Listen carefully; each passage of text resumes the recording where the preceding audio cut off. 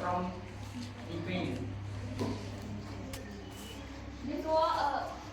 សួស្តីអ្នកទាំងអស់គ្នាថ្ងៃនេះខ្ញុំមកធ្វើបទបង្ហាញអំពីការសម្ភាសកសិករនៅក្នុងភូមិ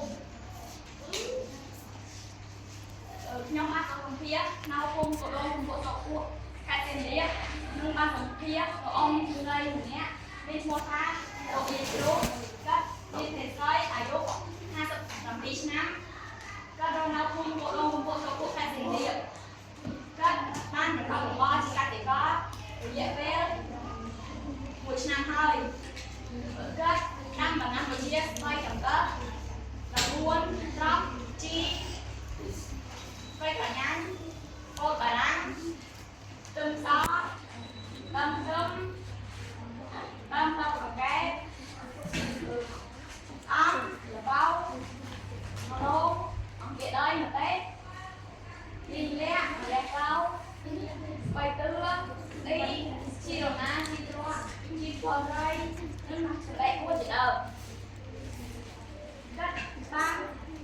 ប្រាប់ខ្ញុំថាគាត់ការបន្លែដែលគាត់ដាំបានផលជាគេគឺ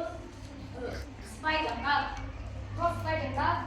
ជាបន្លែដែលងាយដាំនិងងាយថែទាំទៀតផងស្បែកចង្កឹះเราគាត់បានប្រាប់ខ្ញុំពីរបៀបធ្វើពីរបៀបដាំស្បែកចង្កឹះស្បែកចង្កឹះថារយៈពេល10ថ្ងៃហើយត្រូវទូមវាគ្របនិងគ្របឲ្យបាន3ថ្ងៃហើយត្រូវស្រោចទឹកនោមឬជីសរយៈពេល3ថ្ងៃម្ដង3ថ្ងៃម្ដងហើយតើពួនគាត់បានប្រាប់ខ្ញុំថាត្រូវកម្មអស់ត្រូវស្ងោររួចត្រាំទឹកត្រជាក់រួចត្រូវ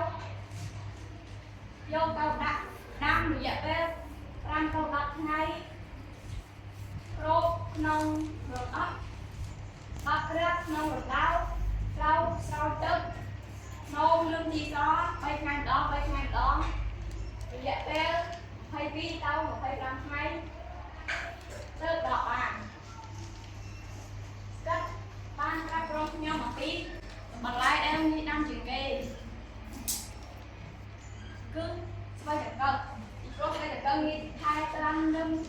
ងាយទទួលបានផលលឿនទៀតផងដែលអត់កាត់ពីរបៀបដាំ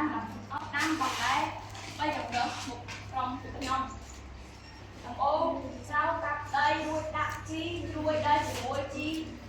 រួចស្រោចដីឲ្យសើមមុនពេលដាំយើងត្រូវសាបវារយៈពេល10ថ្ងៃបន្ទាប់មកត្រូវស្ទូងដាក់ដាំវារយៈពេល15ថ្ងៃដល់20ថ្ងៃទៅ